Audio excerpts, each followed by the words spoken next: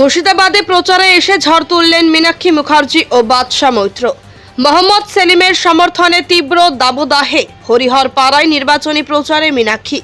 মুর্শিদাবাদ লোকসভা কেন্দ্রে বাম কংগ্রেস জোট প্রার্থী মোহাম্মদ সেলিমের সমর্থনে শুক্রবার হরিহরপাড়ায় ভোট প্রচারে ঝড় তুললেন ডিওয়াইএফআই এর নেত্রী মীনাক্ষী মুখার্জি।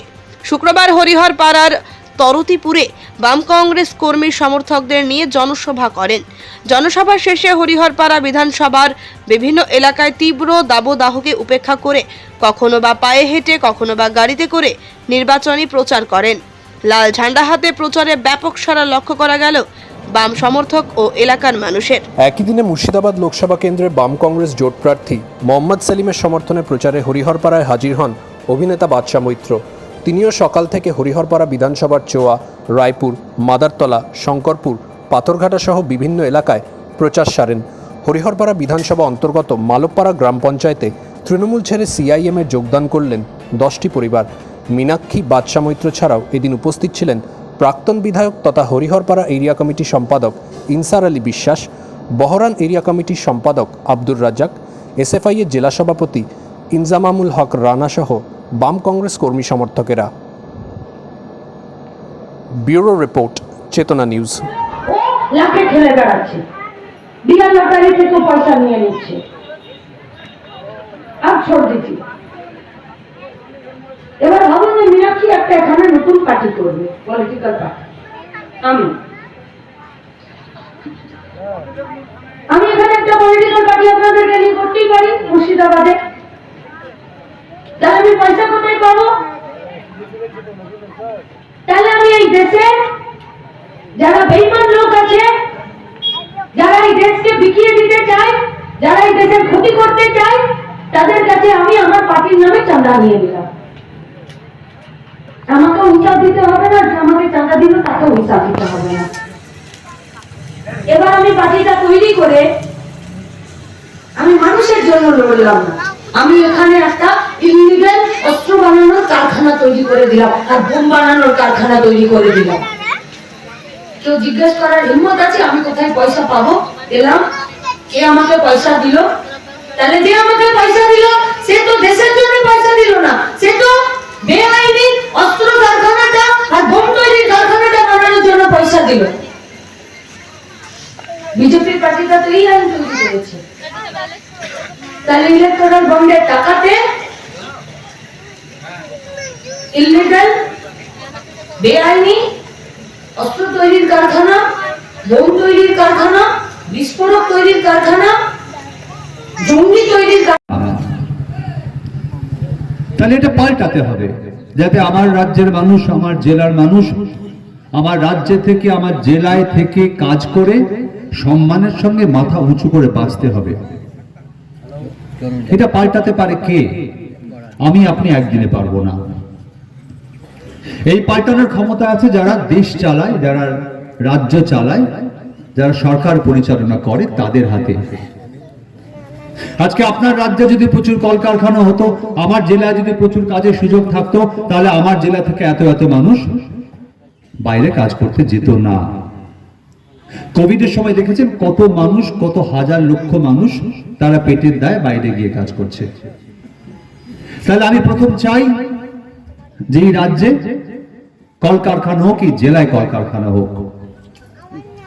কিন্তু অদ্ভুত ব্যাপার, এই দেশটাকে এবং এই রাজ্যটাকে একদিকে বিজেপি, একদিকে তৃণমূল কংগ্রেস কাজ, কর্ম, শিক্ষা দীক্ষা, পড়াশোনা বাদ দিয়ে ওরা বলছে যে শুধু ভাতা দেব, ভাতা নিয়ে ভাত খাও, কাজ পেতে হবে না। শিক্ষা চেও না, স্বাস্থ্য চেও না, ভাতা দেব তাই দিয়ে ভাত ফুটিয়ে খাও, আর কিছু তোমার প্রাপ্য নয়। অথচ নেতাদের জীবনটা কি? তারা কি চালের ভাত খায়, তারা কোন বাড়িতে থাকে, কোন গাড়ি চড়ে, তাদের ছেলেমেয়েরা কোথায় পড়াশোনা করে, কি তাদের মাসের ইনকাম, আপনি জিজ্ঞেস করুন, আপনাকে পুলিশ ধরে নিয়ে চলে যাবে। কেন বলুন তো?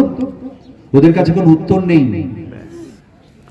ওরা নিজেরা লক্ষ লক্ষ কোটি কোটি টাকা রোজগার করবে, আর আমাদের মতো সাধারণ মানুষদের বলবে তোমাকে দিলাম কাউকে 500, কাউকে 1000, কাউকে 1200। প্রথম কথা, দিলাম কে কাকে দিচ্ছেন বলুন তো? আমার টাকা, আপনার টাকা আমাদের দিয়ে বলছে দিলাম। মাথা ব্যথা সব গেছে মনে হচ্ছে। টাকা তো আমাদের, আমরা বলতে পারি দিলাম। আমাদের নেতারা যখন হেলিকপ্টারে চড়ে আসেন, যে গাড়ি চড়ে ঘুরে বেড়ান, যে বাংলোতে থাকেন, প্রত্যেকটা মাস গেলে মোটা টাকা মাইনে পান, এই প্রত্যেকটা টাকা আপনারা দিচ্ছেন, আমরা দিচ্ছি, নেতারা আমাদের দিচ্ছেন না। ওই সরকারের প্রত্যেকটা লোককে আমরা মাইনে দিচ্ছি, মন্ত্রীদের আমরা মাইনে দিচ্ছি, আমাদের মাইনে তোদের অত কিছু। আর আমার মায়েদের হাতে 500 টাকা 1000 টাকা দিয়ে বলছে আমি বিরাট কিছু দিলাম না। আমার লজ্জায় মাথা হিট হয়ে যায়। একজন মানুষের, ভদ্র মহিলার ঔদ্ধত্য কোথায় পৌঁছলে, কোথায় পৌঁছলে? রাজ্যের 26,000 শিক্ষককে, হাজার হাজার ছেলে মেয়েদের পথে বসিয়ে মা বোনদের হাতে 500,000 টাকা দিয়ে গর্ব করে মঞ্চ থেকে বলে বেড়াচ্ছেন। আচ্ছা, যে মা বোনেরা 500,000 টাকা ভাতা পাচ্ছেন, এই নির্বাচনটা সঙ্গে সেই ভাতার কোনো সম্পর্ক নেই। তাদের ভাতা আজকে পাচ্ছেন, আগামী দিনে পাবেন, আগামী ভবিষ্যতেও তারা পাবেন।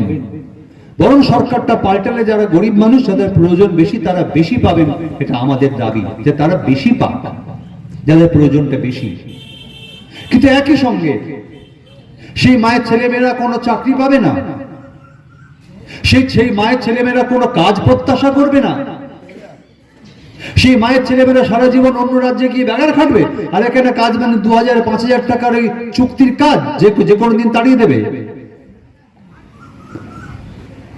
আপনাদের ছেলেমেয়েরা, আমাদের ভাইরা, তাদের যদি খেয়ে পড়ে বাঁচতে হয়, চাকরি পেতে হয়, কাজ পেতে হয়, তাহলে এই লুটের সরকার যেটা চলছে, এদের দিয়ে সেই কাজটা হবে না। তাই আমি এখানে এসেছি। এই নির্বাচন দিয়ে রাজ্যের সরকার পাল্টাবে না, দেশের সরকার পাল্টাবে। কিন্তু এটা বুঝতে হবে, যে লোকটা পাড়ায় চুরি করার সুযোগ পেয়ে পাড়ায় চুরি করছে, সে লোকটা জেলায় চুরি করার সুযোগ পেলে জেলাতেও চুরি করবে, সে লোকটা রাজ্যেও চুরি করার সুযোগ পেলে রাজ্যেও চুরি করবে, সে লোকটা দেশের ক্ষমতা গেলে দেশেরও চুরি করবে। তার স্বভাবটাই ওটা। আমাদের সরকারি স্কুলে পড়াশোনা করেছি, আমরা স্কুলের পরীক্ষা দেখেছি। 2011 অব্দি পশ্চিমবঙ্গে এতগুলো স্কুলের মাস্টারমশাই নিয়োগের পরীক্ষা হয়েছে। কোন ছেলে মেয়েটা রাস্তায় বসে আছে বলুন তো? কাকে রাস্তায় বসতে হয়েছে? তাহলে আজকে রাস্তায় কেন বসতে হলো? মাননীয় মুখ্যমন্ত্রী কখনো কোর্টের দিকে বল ঠেলছেন, কখনো বিরোধীদের দিকে বল ঠেলছেন। আচ্ছা, ছোটবেলায় আমরা দেখতাম এই চাল ভাত রান্না করার আগে চালের একটু কাঁকড় বাছা হতো, কাঁকড় বেছে ফেলে দিয়ে বাকিটা ভাত করা হতো। কিন্তু কোনো চাল বাঁচতে গিয়ে যদি দেখা যায় তার পুরোটাই কাঁকড়, সেই চালটাকে খাওয়া যায়? এই সরকার ওই চাল আর কাঁকড় এমন করে মিশিয়ে দিয়েছে, আটার সঙ্গে ভুসি এমন করে মিশিয়ে দিয়েছে যে দীর্ঘদিন ধরে কোর্টের বিচারপতিরা আলাদা করতে পারেনি, তাদের মাথা খারাপ হয়ে গেছে। আর এমন ভাবে মিশিয়েছে, মজা হচ্ছে, আপনারা টেলিভিশন সবাই দেখেন, তৃণমূলের লোকেরা তারা কেউ একবার বুক বাজিয়ে বলেন আমরা চুরি করিনি। কি বলেছে? কি বলে? বলে আমরা একা করেছি। উত্তরপ্রদেশে কি হচ্ছে, গুজরাটে কি হচ্ছে, ওদের কেন ধরছে না? আচ্ছা, কি বিপদ বলুন তো? গুজরাটে চুরি করছে বলে বাবা তুমিও চুরি করবে, উত্তরপ্রদেশে চুরি হচ্ছে বলে তুমি আমার মা বোনেদের পকেট কাটবে? এ কি আবদার বলুন তো? ওরা কেউ বলছে না যে আমরা চুরি করিনি, ওরা অন্যের দিকে দেখাচ্ছে, বলছে কেন শুধু আমাদের ধরা হচ্ছে, কেন ওদের ধরা হচ্ছে না। তার মানে চুরিটা যে হয়েছে, দুর্নীতি যে হয়েছে, এটা দিনের আলোর মতো স্পষ্ট হয়ে গেছে। খেলাটা কোথায়? খালি বলে যারা দোষী তাদের শাস্তি দাও, আমরা কিছু বলবো না। আচ্ছা, দোষীটা খুঁজে বের করবে কে? সরকারে আপনি, পুরসভায় আপনি, জেলা পরিষদে আপনারা, পঞ্চায়েতে বেশিরভাগ জায়গায় আপনারা, পুলিশ আপনাদের হাতে, গোয়েন্দাদের আপনাদের হাতে, সরকারি এত এত কর্মচারী আপনাদের হাতে। আপনি উল্টে আমাদের বলছেন যে অপরাধী তাকে খুঁজে বের করো, তাহলে তাকে শাস্তি দেওয়া। খুঁজে বের করার জন্যই তো আপনাদের রাখা হয়েছে। আপনাদের মাইনেটা কেন দেওয়া হয়?